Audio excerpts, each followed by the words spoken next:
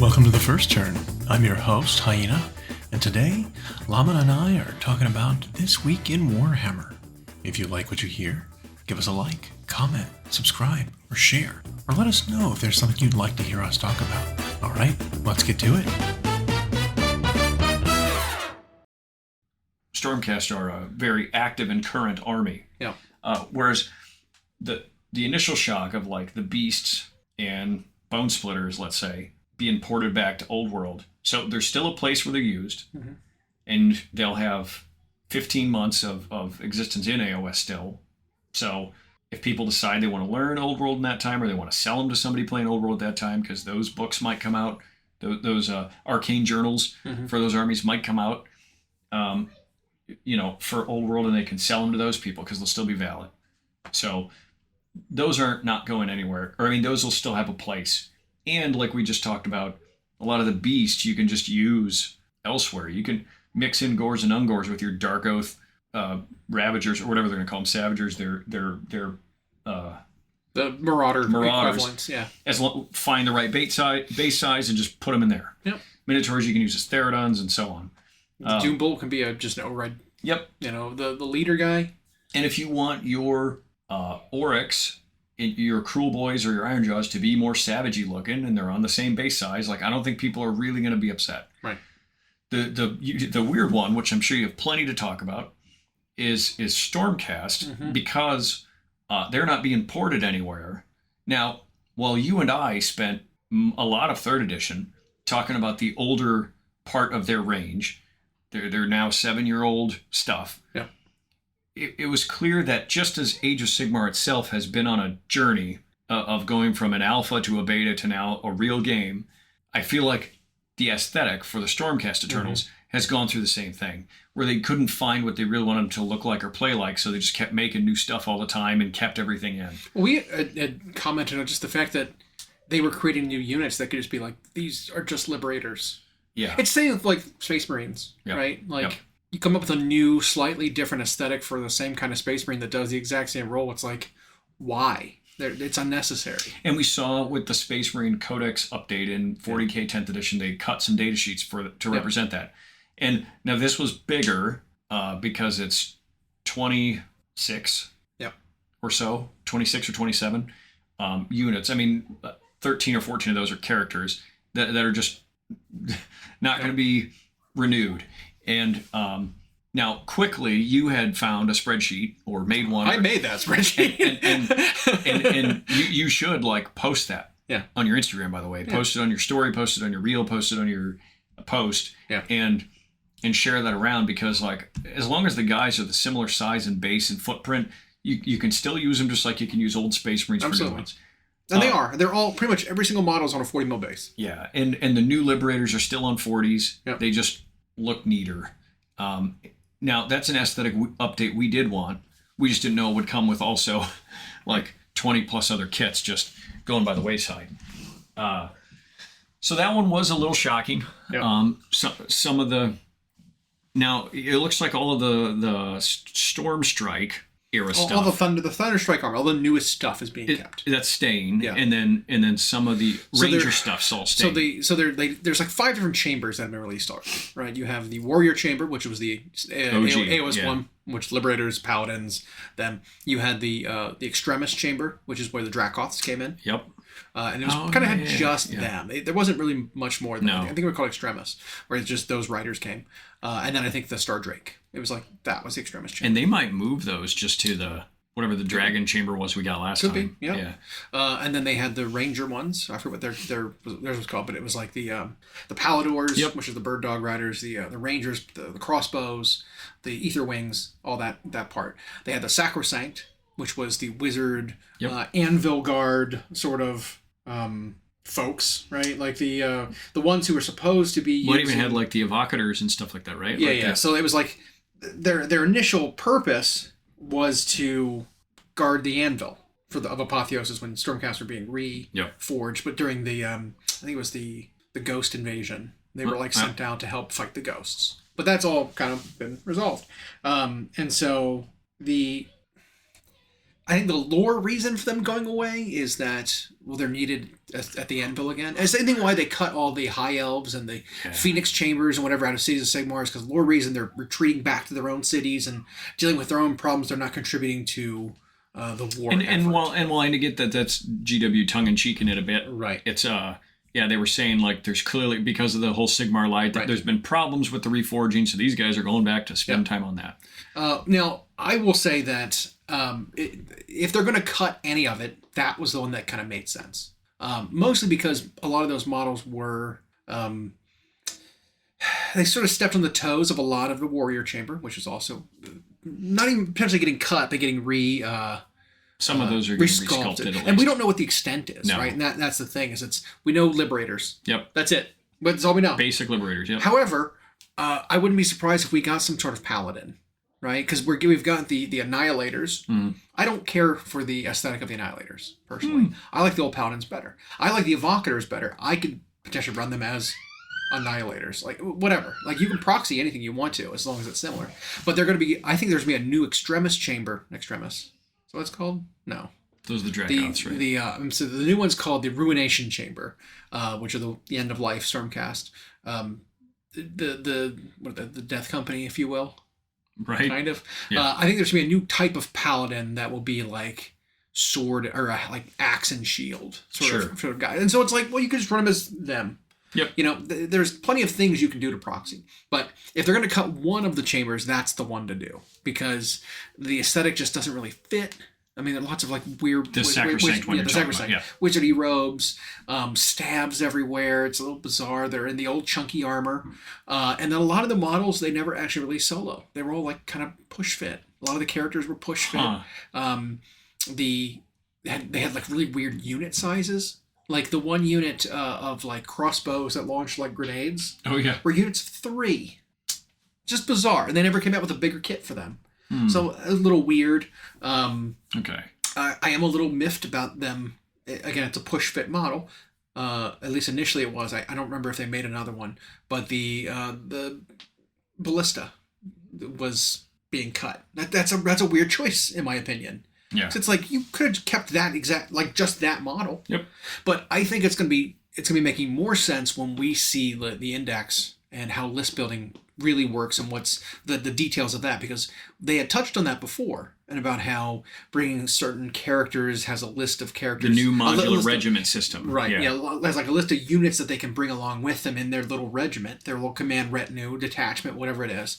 And if you were to say cut the heroes from Sacrosanct but keep some of the units, then it's like, well, it doesn't make any sense what hero will lead them. And you had talked about in our group chat that, and I think Kendall did too, that this regiment system is similar to something we've seen in other games, where you buy the hero, it unlocks certain units, and so you're buying little packages, little modules, which is probably why they chose that word. Yeah. And a further rumor I heard today is we were already told that words like champion and stuff like that will be defined in the rules, and that will mean something. It'll have a meaning across all armies. I heard they're going to do that even further as it comes to identifying unit types, where instead of having words like behemoth and stuff like that, it's like they're going to have very simple words like infantry, cavalry, stuff like that. And so heroes are going to say on their battle scroll or whatever, their battle scroll, or war scroll. One of them. Battle scroll is the seasonal update. That's their data slate. Yeah. Okay. On their war scroll, it's going to like tell you what units the heroes can take to go with their regiment, so to speak. Now, my first thought, and we don't have all the details in this regiment thing, there's what I do like right up front and what I'm questioning right up front. What I do like is this all but, except for probably some extreme cases, eliminates the idea of a one-drop army. Yeah. Like there's no more, I can take all 2,000 points in one regiment, and so I win the decide who goes first thing. And which it sounds like they were talking about that specifically. With the list building, the priority goes to whoever has the fewest units that don't fit within the battalions, the regiments, whatever they're called. So if something doesn't fit within a regiment, you're taking it as an auxiliary choice. And the one who has more auxiliaries in their list that they've built doesn't get to decide. It's the person who's the fewest. Right. And so, like, it doesn't matter how many drops you have and how many deployment drops you have. It's all decided there. Yeah. So I kind of like that because it takes that chess out of it when you're deploying a little bit. Or it's like, oh, if I can fit it all within this one drop deployment, I go first no matter what, as long as I'm starting first. Yeah. You know, so it's like, I think that's better decided there, because then you have some agency over, well, I can build my list differently to not have as many auxiliaries by taking certain heroes and unlock them as a regiment. So, like, I can have 0 if I build my list right. But that might require me to, say, not reinforce units to be able to fill out more regiments instead. And so where I question about this regiment system, and then I'm going to talk about the reinforcement thing, I think we can touch on that. The question I end up having is like, and we won't know for a little while yet, and it could be totally unfounded, what I'm guessing. There's going to be players who discover some hero and unit combination that fits in a regiment, and then they can repeat that over and over, and the idea of spam just comes back. Now, if there's they specifically gave that as an example of saying, you can play all Doom Wheels if you want. Right. You can go Skaven Hero 3 Doom Wheels, Skaven Hero 3 Doom Wheels. Which I hate that. Right. It's too open-ended. I'm not a huge fan of that. And so that's what they did in 40k 10th, was if you want to play an army of big dumb monsters, you can. If you want to play an army of 10,000 grots, you can. So I'm hoping some sort of rule of 3 thing ends up coming into play somewhere. That would be nice. Or it just turns out that's not efficient. Maybe it's not good at scoring or whatever. As to the reinforcing, I think there's a pro to saying now any unit can reinforce. That's like a non-monster. A non-single. Yeah. So like an artillery piece can't reinforce. Right. Or a hero single. can't reinforce. Yeah, exactly.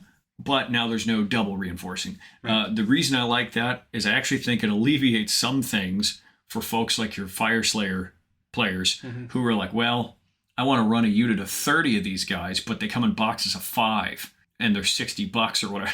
Like, that was awful for them to make a unit. Now it's like, nope, now you're probably coming in 5s or 10s. Like, that's your... Yeah.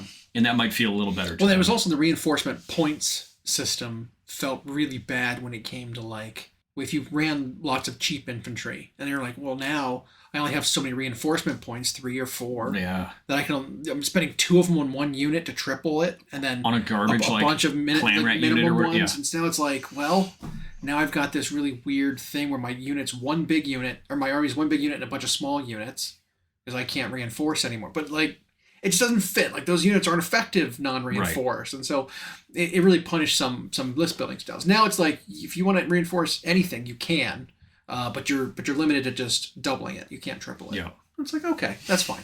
Yeah. I'm glad we're back to that, but that'll also help with trying to fill in either expanding to an extra regiment or reducing down from more than an extra, right? It's like, well, I could add another unit and then make it an auxiliary, or I can just reinforce a unit that I have in the regiment and not do an auxiliary. So yeah. I do like that that restriction's gone. It all is. Go ahead. Lifting the restrictions of behemoths and artillery, though, I don't think I like. I liked the fact that it was like, well, you get 1 to 6 heroes, you get 1 to 3 behemoths, you get 1 to 3 artillery. That way you don't get that spam. Because if you spam anything else that's just like units, it doesn't break the game. Right. It's when like, it's battle line infantry, well, you brought 8 units of the same infantry. You could have brought 4 of one and 4 of the other, and it would basically be the same. But if it's like your army is 10 artilleries, 10 cannons, this is unfun. Right. Or because it's either going to be useless or overpower some list. Or ogres bring 10 iron blasters. Yeah. Something like that. It's just like, why? This seems like bad game design when you lift the restrictions that heavily. We'll see how it turns out. Yeah. There is some kind of balance mechanic in there that we don't have to worry about. Yeah. And I mean, there's also points cost to consider. We don't know what the points costs are going to look like. Correct. I'm assuming they're still doing points. I hope they don't really buy into the power level system they've been trying to push on for several editions in both games. Because wasn't some game designer said something like, well, it's kind of what they did with 10th, right? Yeah, they were doing power levels. They made the points very rounded because they were emulating power levels. And that's when they made all war gear free. I mean, AOS has kind of done that, power level with granularity. Because there were definitely units that were, 5 points in difference in terms of balancing for the same size unit. And so I wouldn't like call that power level unless it's like 95 points is power level 19 and 90 points is power level 18. It's like, yeah, I suppose. Yeah. If every point of power level is 5 points of your 2000, right? Whatever. But yeah, because in that example, it could end up something where if you take whichever, let's say, Skaven hero lets you play Doom Wheels, or whichever Ogre hero lets you play Iron Breakers. There's a chance that it's like, well, that hero's 160 and those cannons are 220 a piece, and well, you've really got like 8 models because you have to buy 2 regiments, and so it could end up a non-factor. But there's still the possibility that they make something somewhere too cheap. Yep. And like when Skaven comes out, if the Giselle teams are too good, yep, then it's like, all right, well, here's my cheap Warlock. 3 Giselle. Reinforce it. So you've it's just got 3 Warlocks who are wizards, and then like 18 Giselles or something. Yeah. 18 units of Giselles. Something crazy. And they just stand back and snipe everything. Exactly. That would not be fun. No. So I will say, I mean, there's way more information that we need to make any kind of rumor. Yeah. It could even end up with Gene Stealer cult type syndrome where certain characters are a 1 per army thing. Absolutely.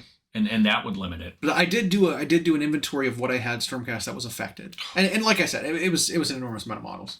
Well, it was like half the models I own. And I think that's going to be common because when you get rid of 2 chambers that were in the early stages that got people into Age of Sigmar, most of the models they own are from those chambers. Yeah, I even got traded a big lot of Warrior Chamber stuff in exchange for a Necron army. Not too long ago. Yeah, and it's like, wow. Yeah. So, if I run down the list again, of all the things with, just a little information of what I came up with, like what you can play them as, right? There's only a few things that just don't have a good analogous swap. One of them, which I'm really irritated to see, is it's a beautiful model, is the Lord Arcanum on the Tarlon, who was also Aventus Firestrike. Yeah. Really cool, like kind of Griffin-y, yep, sort of Pegasus monster sort of thing with a guy riding it. Super cool model. So something like that I'm not sure about. Right? Yeah. Because they said some named characters that were fighting from the beginning are being retired. Named characters. And they listed Aventus Firestrike, but they didn't list the Lord Arcanum on the Tarlon, which is the dual kit. Okay, sure. So maybe that model, the generic one, is still available. Right. But the named guy is gone. Same with Astrea Soulbright, right? She was a Lord Arcanum riding one of the Dracolines, but she's a dual kit, I believe, with the regular Arcanum on Dracoline. Or you make a Dracoline out of the Dracoline kit. Right. But they didn't list that one. Right. So it's like, well, maybe there's more kits they're cutting than what they listed because these are some dual ones. Or maybe they didn't list them on purpose because they weren't being cut. Because they didn't list things like the Knight Arcanum and the Lord Arcanums on foot. They didn't list any of those wizard characters. So there's a lot of those that they just didn't touch on. And they're in old chunky armor. There are some Warcry warbands that are in those chambers that they didn't touch on. But they specifically talked about it in the Savage Orcs. Their Mad Mob, whatever, is getting cut from being an Underworld's warband. Well, there's plenty of ones for Stormcast they didn't talk about. So maybe it's an incomplete list. Maybe some more stuff is being kept than we thought. Yeah. Could be cool. But if we run down the list real quick, the Ballista, unless they come up with a new artillery piece, that one's going to go the way of the Empire Cannon. Yep. Right? So I had Empire Cannons and Hellstorm rocket batteries that I've got on my shelf over here that just didn't have a thing that they could do. I mean, maybe they could be the new Iron, not Iron World Cannon, the new one for cities. I could do something, but whatever. The Evocators, both on foot and on Dracolines, can absolutely be used as something else, right? The Dracolines could absolutely be the Dragon Cavalry. Yep. The Evocators on foot could be whatever the new type of Paladin is that are heavy hitters, elites, whatever. Sequitors are obviously, they should have been Liberators the whole time. I'll throw that out there. They're Liberators with loincloths, with cloth loincloths. That's all, that's what they should have been. It's just a new sculpt for Liberators back then. They do the same thing. They have a shield. They've got a hand weapon. They've got great weapons in the unit, the same as Liberators. So if someone brings them and says, I want to play this as Liberators, I'm like, yeah, I mean, they basically look at them. Yeah, there's no mistaking it. Yes, the Knight Heralder, which is Trumpet Man, which I have two The of. tutor. Yep. Which they even made a second sculpt of him. There's two different ones. So he's gone, but he could absolutely be whatever your Lord level character is, your Lord Imperatant or whatever. The Lord Castellant, which was Lantern Guy. Oh man, he won me so many games with that Lantern.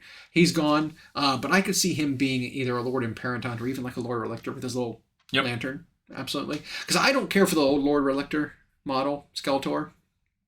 Meh. I'm kind of cool on that one. So, but I love the Castellan model. I love the Celestant model, which is the Hammer Cloak guy. But he's basically a downgraded version of the Lord Imperatant as well.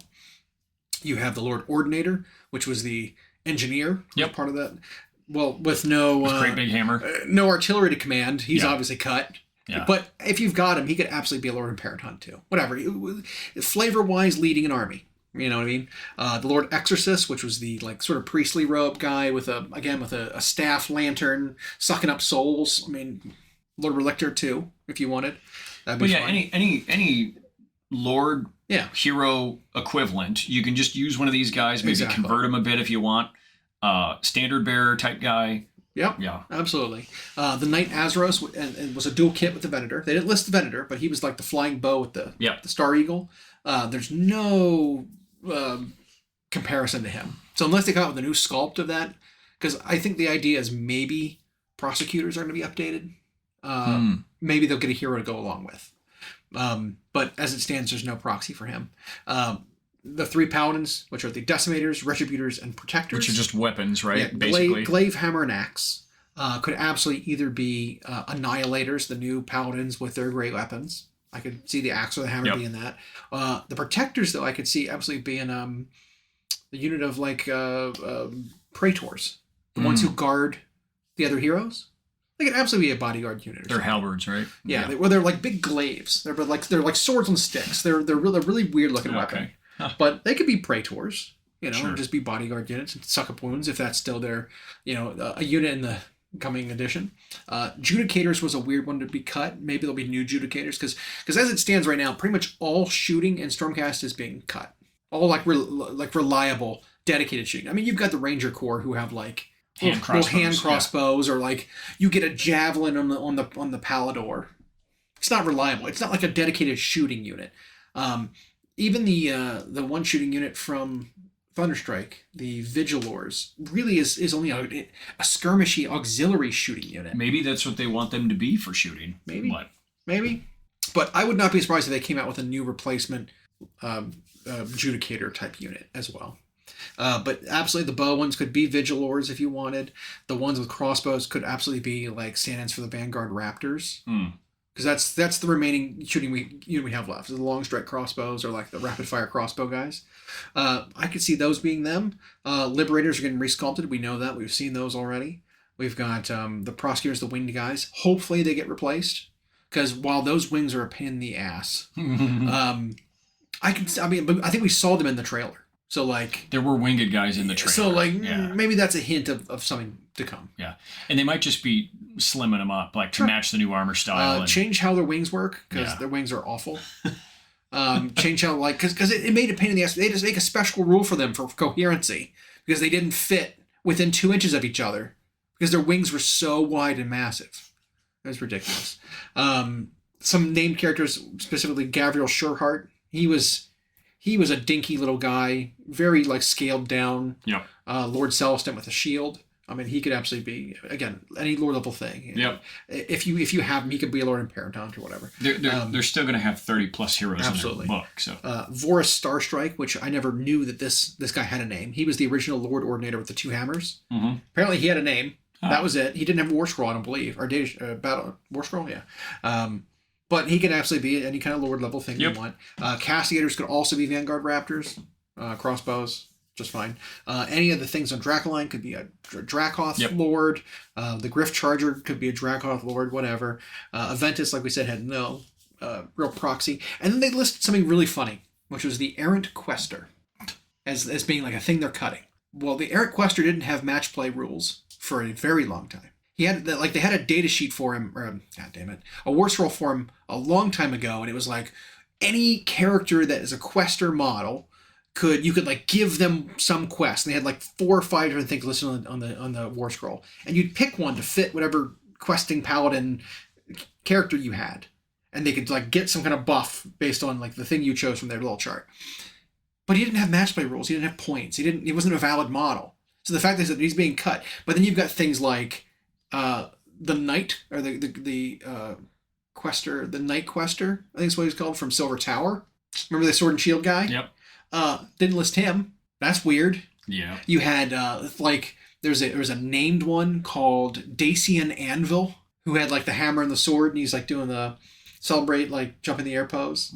Yep. Celebrating A-team style, whatever. Right. Didn't list him. Maybe they're all lumped under errant quester, because they had the one guy who was like had his hammer face down on like an orc's head. You had like a glaive paladin questing knight. Like all these were like event exclusive models and stuff. I mean, maybe they're all just considered errant questers and they're all cut. Could be. But calling it errant quester was like, that's a really weird errant thing quester to call them. Yeah. And so my count's suggestion for that was don't bother. don't even think about it, because who cares anyway. Yeah. But so there's like there are things you can do with all your models pretty much. Yep. And so it's not like doom and gloom, all was lost. There's like 2 or 3 models that don't have a home yet, even. Right. Like we don't know. We don't. Obviously it's different for things like Slaves of Darkness, where we know they're being cut because they've got a new thing coming. But again, you can proxy them, whatever. Or the 2 armies that are being removed from the game entirely. And you can make moves to I also think there's shock value, because this is not this isn't how they've handled something like this before. I mean, Granted, I don't know if there's ever been this drastic of a change in a roster, especially not for new things. Yeah, right. We have had it where a new Battle Tome or Codex drops, and there's just data sheets not there anymore, and we're not going to make the kit anymore. Yeah. And that has no warning. They've given us warning. Yeah. For the stuff moving to Old World in particular, you've got quite a bit of time. I mean, Stormcast, that change might be as soon as their new kit comes out. But or as soon as the edition launches, but like with beasts and bone splitters, they've got time still. Yeah. To sell them or convert them or whatever, because they'll still be in a system. The bone splitters one, circling back to that quick, and then we'll summarize what we missed the last few weeks. Yeah. Because technical difficulties. Yeah. But the bone splitters one, you and I talked about how the range seemed odd to begin with, because they never really got updates to their models other than an Underworld's Warband in Age of Sigmar. And side note, it could be that they're just going to have less of like the Underworld's Warbands even playable in AOS proper going forward, have that be its own game kind of deal. But we always thought that was weird. They weren't getting updates. They certainly weren't a feature of the last Orc Tribes book. And they were in like dead last as a standalone I felt army. like the Swamp Orcs were a spiritual successor to them anyway. Right. Because they kind of fit the same thing. They wore leathers and skins and stuff. They lived in the wild, kind of savage, and they kind of fulfilled the same role as the savage orcs. Except instead of being like in the deserts and badlands of not Africa, they're in swamps. Right.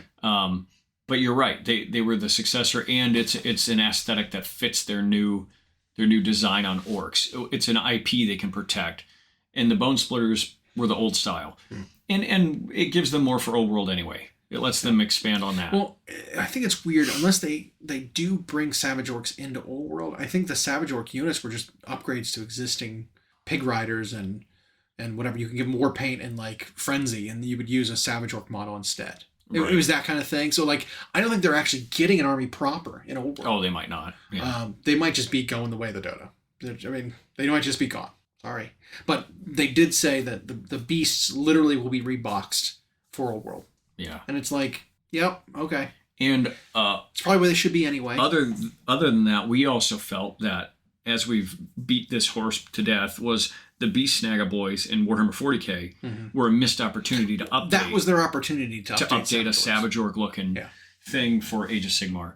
And just so weird that they just partnered them with 40K Orc Tech and threw them. It didn't make any sense. I maintain it still doesn't make any sense. Yeah. I still don't think they fit. No. That's like, it's like the idea of making an Exodite army. Yep. The Exodites were on one planet. They were one very small subsect of Eldar, and he made an army for them, or like a sub. No, the Beast Nagas. I mean that's what they're called, right? Beast Naga boys. Yeah, they don't fit in 40k in my mind. They're so weird because like they ride monsters. They don't really have like abilities to fly. They can't get off of planets on their own. Like they're so primitive, even though they have guns. It's just like, why are they a thing? Yeah, you know. So weird. And so like I think that was their opportunity to have updated them if they wanted to keep them. They chose not to. Maybe intentionally. Maybe if they thought, in 2 years we're cutting them anyway and getting rid of them. Let's not put these models. Adapt the models and put them in 40K. I was going to say, and it might have even been a change on the fly. The designs might have come in, and they were going to do it. Yeah. Do these squig pigs instead of and they were going to do it in Age of Sigmar, and then they were just like, we know Old World's coming. Mm-hmm. And so they might have just done that. And Beast will be played in Old World. I mean, they'll be fine. Yeah. I always did think Beast of Chaos was weird for AOS. Because it was such a specific kind of creature that didn't fit the setting. No. Like you could have marked creatures and mutations and stuff from Chaos. But just them as a faction was always weird. Like they were always so rooted in the Old World, in the forests, and so it didn't make sense. And the moon of that planet, right? It just didn't make sense that they were actually in AOS. And the Dark Oath fulfill a lot of what the beasts are about anyway, because a lot of the beasts don't necessarily worship the Chaos deities so much as they're just products of them, or they felt abandoned by everything else. But I feel like it also gives them the opportunity to expand some of the aesthetics for other armies. Yeah. And include more beast-type creatures. And not have to worry about balance. Because, what made Zangors really, really good is when they were included in Beasts of Chaos, not in Disciples of Siege. Yeah. That was a problem. It's like when you are better in a different army than the one you're intended to be in, it makes balancing difficult. Yeah, and there were still playable units that were just super old kits, the Jabberslythe and all that, and I think they decided time was time for stuff like that too. I think they just have decided they want no resin or metal leftovers in Age of Sigmar. No. They don't want any kits that cross over between the games, and so everything is now. But that also might free up total factions in Age of Sigmar if they have plans to add any new ones, because we were thinking at 24. You know what? That's actually a great point. Maybe they were thinking, well, there's too many factions to try to support. We need to get rid of some if we want to go forward with other plans that we have. And so very well might be the case where now that two of them are leaving and some of the bigger lines are being trimmed down, maybe they think they have the bandwidth now to be able to pull off something like Malarian's Elves or some kind of Chaos Dwarf kind of faction people have wanted for a long time. Yeah. Or even, I heard rumors of it with, so one Chaos faction's going and one Destruction Orders faction is going. That might free up some room in those rosters to bring another army in. Destruction could use some help if they lose some of their Orc units. Kragnos is a big player. Yep. He's a big deal in the Mortal Realms. And his spawn and his people, while gone, I think there was a story I read about how they had signs all over the place of them still being around. They're like a lot of those weird little symbols you'd see on Kragnos' base and different places were the symbols of his people, the society breakers, and so maybe we'll see something like a Destruction faction, Kragnos led, centaur people type of army. Well, and yeah, they just might have a bunch of stuff on the design block, and I don't know at all if this is a philosophy they have or a rule even, but I just noticed that they hit 24 in both Age of Sigmar and 40K, and I don't think they want to go past that. And so, because it's already almost unwieldy to support that many. Right. And if you're going to keep adding, that just gets ridiculous, because then how do you... Yeah. So I think letting two of them go back to another system frees up that spot. I could see in 40K Demons of Chaos as its own standalone faction going away if they bring in, say, the Emperor's Children. Sure. Because then you have Chaos Space Marines and 4 separate Chaos gods that can all play the demons anyway. Right. So they wouldn't need a standalone. So that, I don't know, that wouldn't surprise me if that's on the docket as well. And what better way to bring a new faction in than you've got a brand new shiny edition? Especially if something if we did Kragnos, for example. Yep.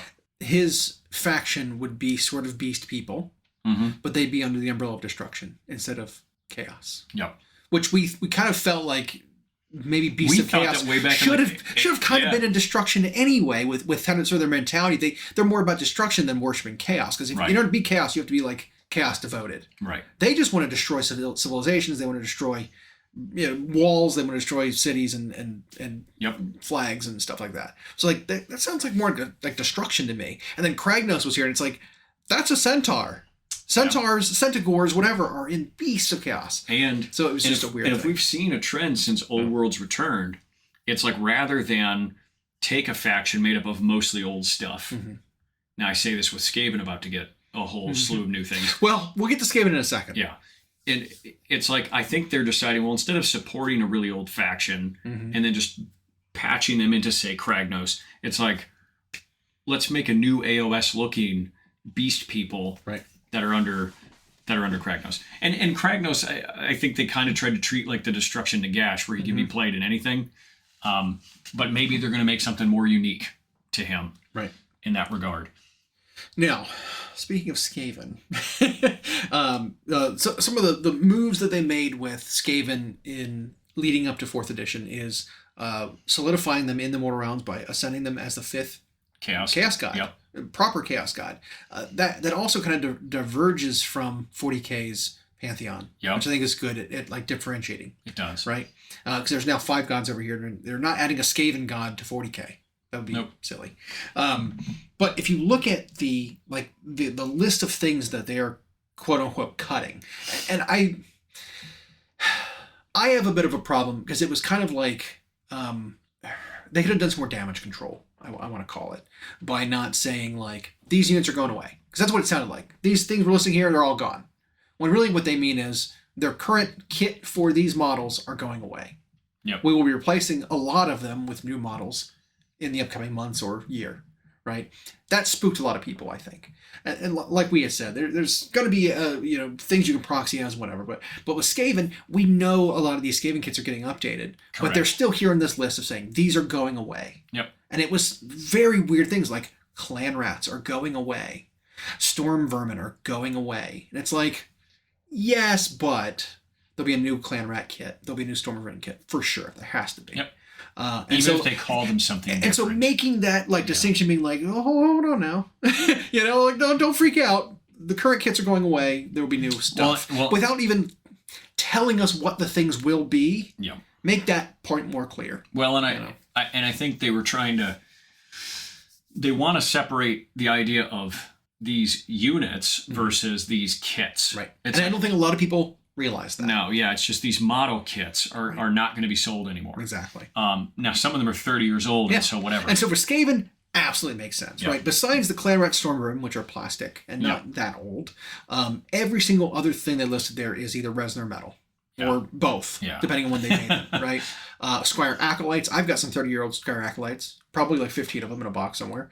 The Warp Fire Thrower weapon team, the Rattling Gun weapon team, the old Gutter. So they made 2 kinds of Skaven Eshin infantry. And it didn't make sense there was ever 2 of them. It really didn't. Because they did very slightly different things. It doesn't even make sense in the video game Total War Warhammer. Correct. Because they just do the same thing. Right. Except one has a cone and one has an all-around. Right. It doesn't make any sense. So the old metal Gutter Runner kit is going away, but they're still probably going to keep the plastic sort of monkey rats with the slings and the throwing stars and stuff, and then do whatever. There is an old plastic kit for Night Runners that they'll probably keep, and then just have one datasheet that does what both of them did, right? Rat Swarms, which they haven't sold in a very long time. I don't think they were even available.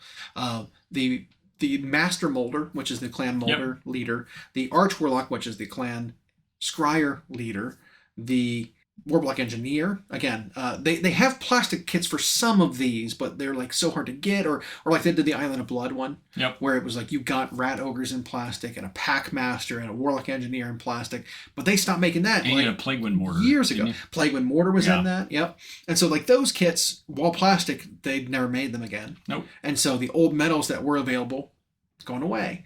Warp Grinder team, the Plague Priest on foot. Plague Priest comes on the chariot. Yep, the bell. And so if you build him as a Grace Seer, you get a Plague Priest on foot. But they're not going to cut the Plague Priest. No. They're cutting this model called a Plague Priest who's old and metal and shitty. Warlock Giselle team, the Doomflayer, and then the Plague Sensor Bearers. Yep. Which, again, is a little weird. It's not weird because it's metal, right? But there'd be nice if there was something to replace it, because there are Plague Monks, right, already, and they're currently units of 20. Yeah. That's not making them the stats of Plague Sensor Bearers to like make up for the fact that they were cut. Not a great idea, because you're going from unit of 5 compared to unit of 20. And if they had the same kind of stats, the price would be astronomical just to bring a unit of them. Yeah. It's a little weird that they cut those, because we'd seen them in tournaments recently, and not they were like successful in tournaments. Focus recently, on replacing them with something new, which they might be. We don't know. That's the key. Nope. But these ones are being removed. These units are these kits for these units are being removed. I would not be surprised if maybe 10 of the 16 were actually replaced proper. And you see, we have just a new model for them. Right. A warp fire or a rattling gun, when we've seen like the chariot sort of thing, and if it's a bigger, it was in the video. If it's a bigger, weapon platform kind of thing, well, that replaces the old. Like how the Tyranid Biovore got a massive exactly. update. Yeah. Big facelift. It's a completely different thing. It basically it does the work of like 2 or 3 of its old predecessors. I would not be surprised to see that kind of thing. Clan Molder's not going away. Clan Squire's not going away. We're going to have to get new characters for them, right?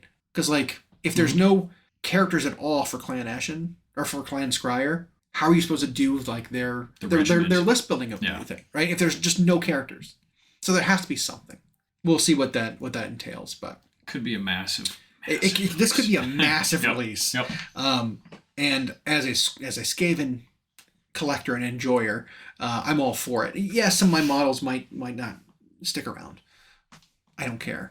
I have a brood horror riding warlord over there that I haven't been able to use ever, because when I bought him, the damn War Scroll got Legends the week after I bought him. Feels good. So I never really got to use him, and then there's a new like equivalent of that.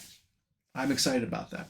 But like, if you look at the number of kits that are being kept in their current form, it numbers like 10. Like, Skaven is getting, I think, getting touched the most out of everything here in this new edition. And sometimes the pruning, the shock of the pruning is just that. It's shocking, but if they really want AOS to have its own feel, it's just kind of necessary. It's overdue in the case of Skaven.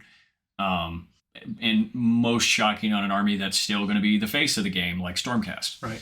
But they're giving that face a lift. Is the they thing. are. Yeah. I just the panic of like that happening, people getting out of the game, and well, no, I can't. You squatted my army, all this stuff. There's a lot of like of panic online. There always is. It's always like the first thing, and people decide they have to post. Yep.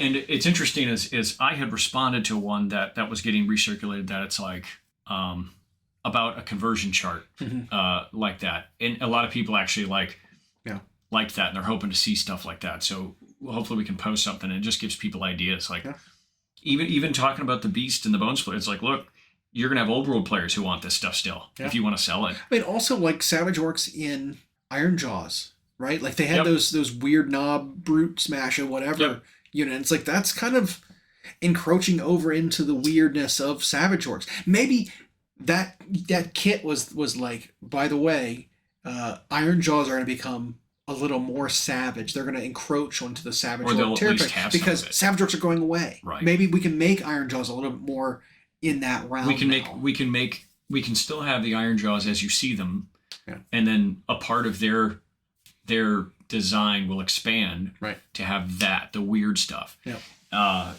literal and figurative. But in the meantime, like, your Beasts and Bone Splitters, by the way, are still going to be playable at Bay Area Open, Nova, next year's LVO, next year's Adepticon. Literally for an entire full year of the next edition, they'll be valid. Yeah. So like, that's a long time. Yeah. And so, and they're going to get a day one index of their own, basically, those armies, which is kind of nice. Kagra's Ravagers was another weird one that gets getting cut. Yeah. The Underworld warband for like... She was Warriors. Yeah. Warrior. There were 3 Chaos Warriors and a Sorcerer. Yep. Really weird thing to point out, that it was like, no, on this one. And it could just be in Slaves in particular. It's just like Underworld warbands and stuff are just not going to be playable. Like I said, they might be trying to flesh out those armies more because we always felt like it was a cop-out when the way they expanded an army was just an Underworld's Warband or a non, like, main unit getting a Warcry thing thrown in.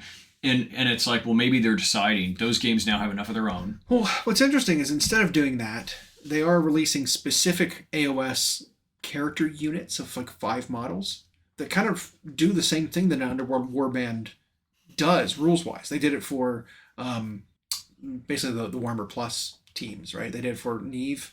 They did it for the Witch Hunters, Callus and Toll. And then they're doing one for the Dark Oath characters from the Warhammer Plus episode. So it's like, that's kind of what those did anyway. But now those are not. But now they're not for anything except for AOS. Right. So, I mean, it's interesting for sure. Yeah. I would be okay if Underworld Warband stayed in, because they were only okay. You know, they didn't really they weren't meta defining. No. You know, they were just fine. Yeah. I'm a little keep my food on my plate separate, but when it was like Kill Team or Warcry, which I feel like those two games are very similar, and they're making units that are proper for the main game system. That's whatever. That's a 2-use kit. I feel like when it's like Underworlds, which really has no equivalent in the 40K universe, but I mean, I guess you could say like Necromunda, then I'm weirded when it's like, here's how we're going to expand the armies by including this 4-man thing. I'm okay with if they're going to separate that more and then just make AOS specific character units from Warhammer Plus. Well, that's badass. I'm also okay with having the Underworld Warbands that they kind of look like unique versions of existing War Scrolls, right? So like you've got Kagra, who could be, I don't know, an aspiring champion with shield and rune weapon. You know, like now that she doesn't have rules anymore, she can just be a lord. They can be a fancy, leader of your... And the sorcerer can be a sorcerer, You can be a chaos sorcerer instead of like, well, that's technically not... You don't have to worry about that kind of thing. Yep. It can just be a unit leader. It could be a fancier looking version of a... And so if that's why somebody bought it, they still have that. Exactly. Without needing a separate war scroll for it. For specifically that unit. Yeah.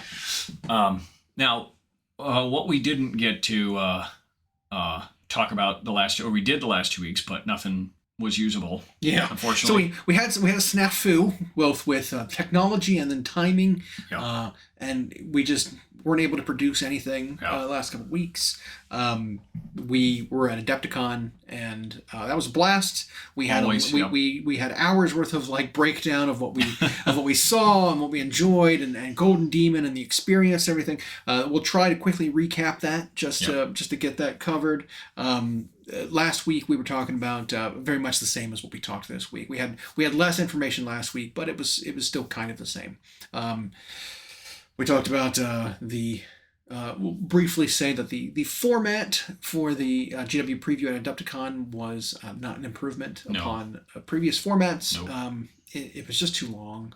It was more information that most people didn't need.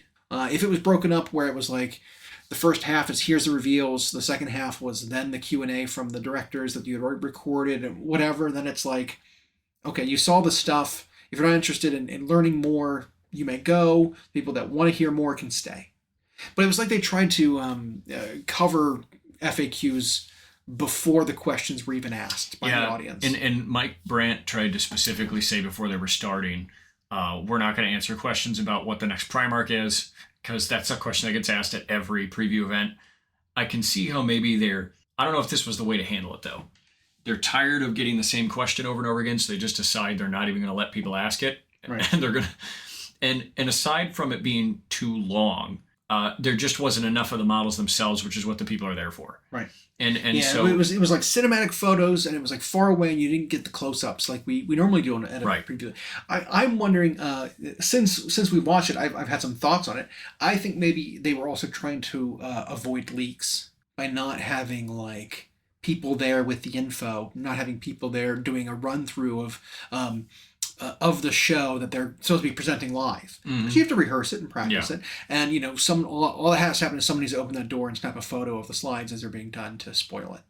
So the fact that everything was pre-recorded before they showed up means that they don't practice anything. They just walk up, play the video that no one's ever seen before, outside of like Yeah. GWHQ.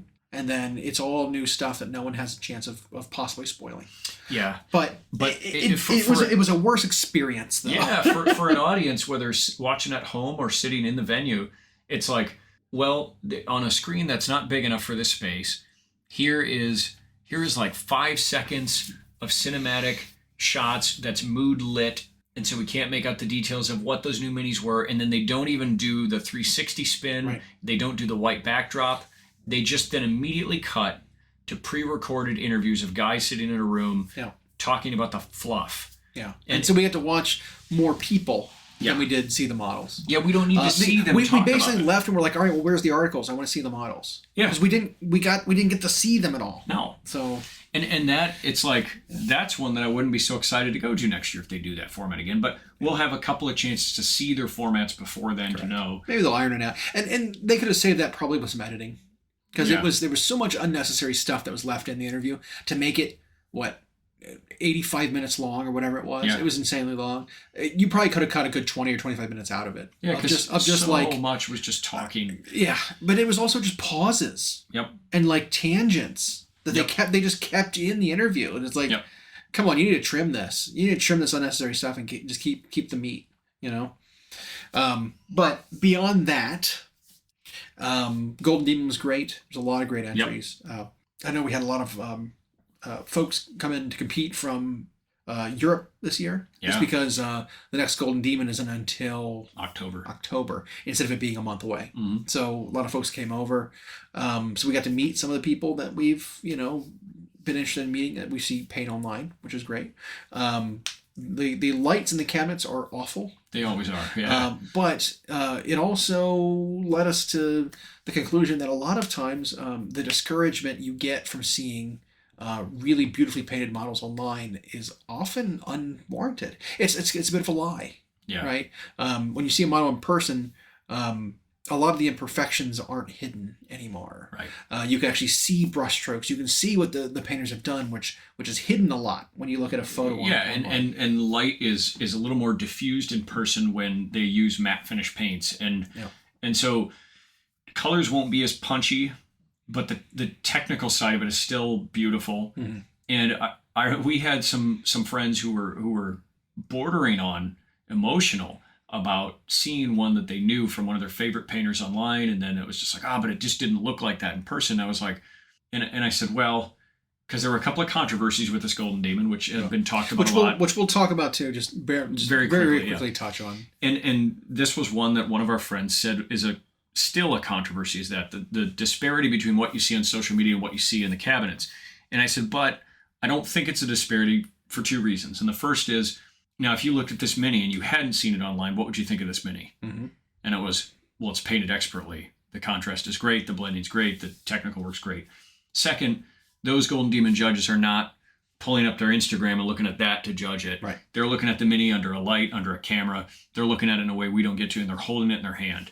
And so it is frustrating to go through Instagram or Patreon or whatever, and you're looking at all these camera shots, video shots, and you're seeing something that's just not, that could just be a lie. Mm-hmm. And really, that's as old as miniature painting since it's been online, because I remember in the early days of Cool Mini or Not, or on web forums, when the only thing you could do was embed a low quality picture and then describe it in a paragraph and how you did it. People would use, torrent file pirated versions of Photoshop, and they would show you their 41-step process for how they photoshopped a mini to look perfect. Mm-hmm. In fact, there were threads that were stickied that would say, if you're serious about miniature painting, you have to get serious about Photoshop. And so now they're just doing it in a much easier way, because every camera... filters happen automatically. Every person's got a high-definition camera in their pocket, and there's free software editors everywhere, and filters happen automatically. Some for better, some for worse. And so it is a lie when you see it online and it looks like that's like the best thing I've seen. There's no way that's not going to win. And then you get in person, it's like, well, I could see how maybe it could get beat up by these other three. So yes, that, but I still love to see it. It was a high quality this year. Like you pointed out, the Europeans came over. 16 of the trophies were given to people from the UK alone. The US actually came in second with 11, which was nice to see. That could just be by virtue of volume, but there were some controversies over a couple of pieces, particularly Neil Hollis's gold-winning 40K single miniature, the Exodite. Because it was an AI art printout for his backdrop. And we had a pretty long conversation about this.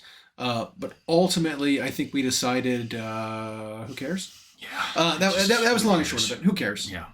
You didn't AI paint the model. No. That it's a printout of a background that makes very little impact on the piece itself. And I think I even thought, even though it was AI, I thought the backdrop was weak. I think it didn't fit with the vines he had attached to it. Like it wasn't. Yeah. Like I think that was a bigger problem. Is the vines that were supposed to be coming out of it didn't look like they looked attached. They didn't look like they were part of it. They weren't colored the same way. There was no shadows or anything. So I thought that part was well, weak. And the base itself was well built, which he did himself. And so I can see one maybe minor argument being that the backdrop maybe affects the way you feel when you look at it, and a judge could. But I'm telling you, if people looking at it through the cabinet or looking at it online, or maybe when Neil Hallis talked about it, or Hallis, I bet the judges knew immediately when looking at it, like, this is a print. This is clearly not a painting. Right. Now, the fact that it was AI generated doesn't even hit my radar. Yeah. The fact that you didn't paint something, you just printed something out is a much bigger negative mark in my book. The whole AI and art thing is a different discussion, but for this, anything that was just printed out that you didn't make yourself is what I think, if there was to be an impact, affected it. And it might not have, because while second and third place didn't have big backdrops, I don't know in single figures category or really non-diorama categories if a backdrop makes that big of a difference, so long as it doesn't just make it obviously worse. Right. And all three of those figures that got first, second, third were so good. There was a little separation, I think, between the Helbrecht third and then the first two, the Xeris and the Exodite. But it was still painted incredibly. I mean, that guy won the sword last year, so he knows what he's doing. Now, the other controversy, the third, was with the Slayer Sword winner this year, which involved 3D printing and modeling and scanning, I would assume, of GW models, printing mirror copies of them in order to create the effect that was replicated. And so maybe going forward, they'll need some rubrics added. Involving these types of things being used. The concept of that and the execution of that diorama was amazing. Yeah. It was so nobody cool. argues that. However, the fact that it was literally the model mirrored and painted again brings up questions of like, well, how it was done is kind of a questionable thing, because you're basically recasting models for GW models digitally, printing them out, and then submitting a 3D printed model. Right. Yeah. So it's ethically vague. Ethically. Is maybe not a great word, but it's a little vague in terms of competition of whether that should be allowed or not. And it might not be allowed going forward. Yeah. This year might be like, this is the last time we allow it. Yeah. I know they don't really have a problem with terrain features on your competition piece being 3D printed. I think they've said they're okay with that, or hand sculpted. Right. And this, he might have sculpted the first tree himself, but then when you look at the detail, he did a scan to mirror it. Because everything was mirrored. Yeah. It was not only the vampire, which is a model, the Hollow King, whatever it was, the XL vampire, and it's a moment from his novel. Right. But there was also like the different grass tufts. Yeah. It was the tree trunk with also almost like the mangrovey sort of vines going down into the water were perfectly mirrored the other way, coming out underneath and stuff. So like the entire diorama was pretty much mirrored and 3D printed upside down. It was the concept was so cool, and it hadn't been done before, that I don't think you could have headed it off ahead of time. And right. And Alex, the guy who did it, he started work on it in like October of 22, and whatever happens rules-wise in the competition going forward based on that piece or on Neil's piece, Alex's Slayer Sword winning piece is going to be one of those that's never forgotten, just because of how cool that concept was. And nobody can really even attempt to do that now without it just looking like a copycat kind of thing. So which, while a sincere form of flattery, judges will remember that piece. Yeah.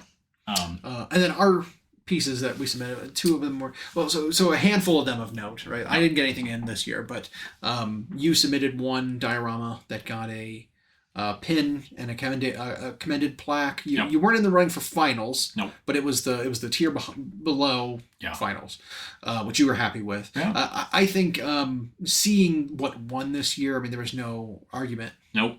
But it's inspiring to see. It is. Right?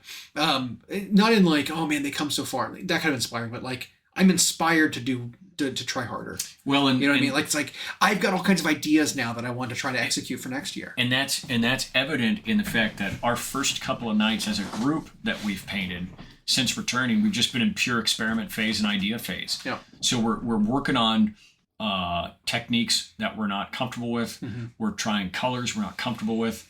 And practice is something I don't think we've done in a while. And so I've just picked up a couple of dummy Marines from Leviathan and just worked on different metal and color techniques. And Moose, our buddy, who also was in Dual Diorama, really never has broached NMM. Mm-hmm. And not just NMM in terms of using regular acrylic paint to achieve a metal effect, but even with metallics. What wins with metallics, true metallics, is when you use NMM theory to create a very dynamic finish. And that is just something he's never approached. He's admitted, and we've observed, that with his metals a lot of times he just does like old style, like metal wash highlight. Yep. And he just knows that's not going to be good enough if he wants to do competition. So he's been working and struggling, but still trying to do it. And then our other friend who entered in the 40K single, or no, large, because she's a vehicle. And he finished one below. He got a card, a commended entry card. Same with another one of our friends, Tara. She got a commended card on her first attempt ever. Yep. Yeah. That's another reason why it's like, well, now I have to submit something. Yeah. Because like she can't let her hold that over me. Yeah. You know what I mean? And so yeah, we didn't walk away with anything besides like some plaques and some cards and pins and stuff. Which we thought was neat that they changed the finalist category or finalist tier to have within itself multiple tiers. Yep. Richard Gray explained a little bit on his recap that to actually earn the finalist tier is now more challenging than it used to be. But within it, there are multiple tiers. 3 technically. One is just you're qualified for trophy. The next one is where my diorama finished, which is this notable and finalist thing. You get both a pin, but you also get a plaque from the Wicked Brick company they've partnered with, which was really nice. And their prices aren't as bad as I thought. I was very surprised about it. It's like $20 to $30. Yeah, I thought they were going to be like $200 for a basic plaque to hold a Terminator. And it was like, oh no, it's like $30. Okay. And then below that, you get just like the notable entry card. Yeah. So really, it's become like a hybrid competition where the merit system is now in place. And I don't even know if it needs refinement beyond that. But then the trophies still hold that weight of getting those. So now we've all just become inspired to do things that are for competition. Now that we've seen what won, we see what bested us. But it's just pure motivation. Yeah. And then I've seen motivation in myself in another arena, and that was that I finally entered the airbrush game after 25 years of painting miniatures. So you entered multiple different arenas this past convention. You picked up a decent airbrush, your airbrush thing. You've picked up 3 airbrushes now, and you've just kind of been like, I'm not going to use this, and you got rid of it. Sold them before you used them. The third time, you're actually going to do it. Yeah. We're getting into inks. Another one. We're going to try to do that. More of other technicals, weathering powders and whatnot. Really going to try to step up with the different products available. Learning what these painting. different tools can do. Because I think that's also what's kind of holding us back is we're like, well, let's paint. Yeah. It's like paint's not enough anymore. Yeah. You know, we need to go further than just paint. And, you know, it's like, even if you don't find what you hit a home run with them right away, it's like, because I've done a handful of things already with those acrylic inks. I went nuts. And at that AK booth, which was one of my favorite ones there, and it was just a distributioner for them, but it was a really nice booth to have set up this year. I bought their acrylic inks. Every one they had available, I got them. And I've just done little things at first where it's like, well, if I use them as a filter, like Jose David demonstrates, Mm-hmm. you can really tint something or add richness to what you've already put there in a way that you really don't get by just glazing in a color. Right. And then another thing was like, well, if you take a basic color and mix an ink with it, it might punch up the pigmentation. If you mix an ink with a true metallic, you get a colored metal without losing the shine. And so all these different ways we can figure to use them. And then you can kind of use them to do pin washes. If you lay water in the recess first and then put the ink in there, it'll run. And then the enamel pigments that we're also playing with, the liquid pigment powder kind of thing. Yeah, all these different tools, and then me with an airbrush. I was thinking at first, I had to return it, unfortunately. It was damaged. But that figures. yeah, I opened it brand new to use it, and it was like, oh, the cup won't come open. And so I'm still waiting on that. But I was like, while I'm practicing, I picked up some airbrush primer, thinner and everything. And the first thing, it's like I can do some army stuff, finally, while I'm getting comfortable with the airbrush. And so one thing for me is throughout all my years of painting, I never have a fully painted army because I always know what standard I want them to be to.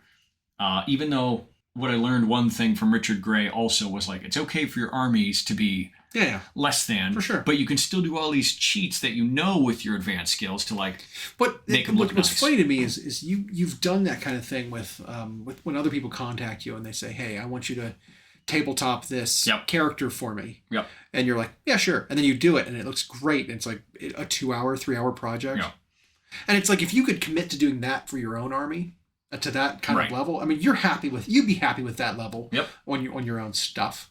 If you can commit to doing that for your own army, you could absolutely get it done. And at a lot of like tournaments where they do best painted army, I would be in the running. You'd win every time. And so it was like one thing I was excited for is like I've watched how even with the airbrush, because a lot of people who get an airbrush to paint armies are people not interested in painting. Right. They're just interested in getting them done. Getting and them so fast, you see just like the flat airbrush effect.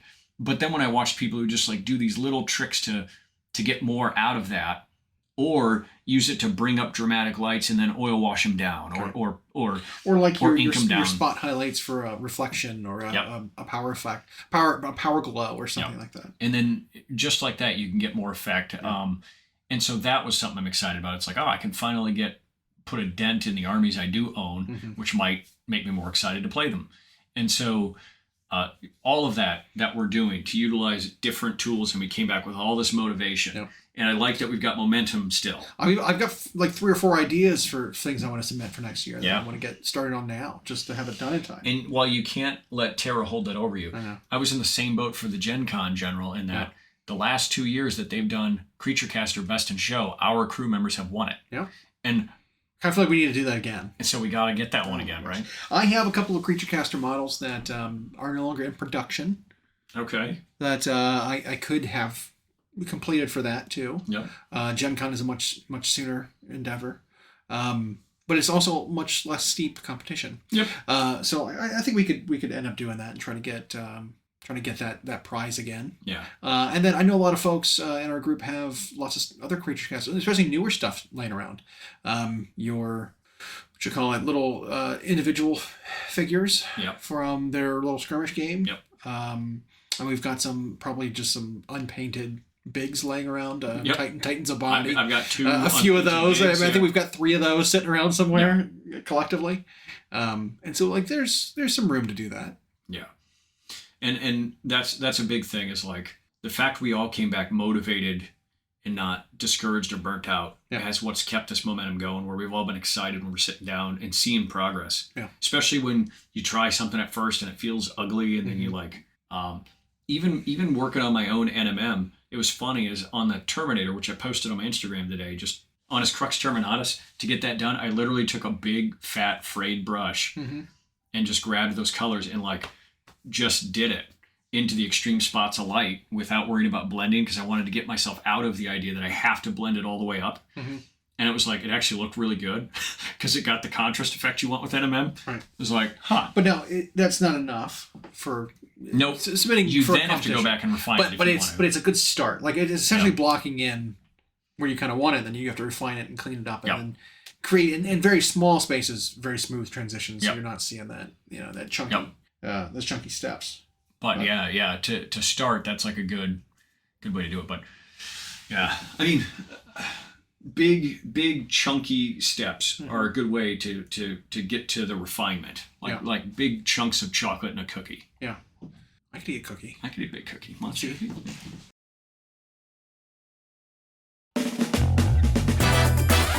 Thanks for listening. We hope you enjoyed.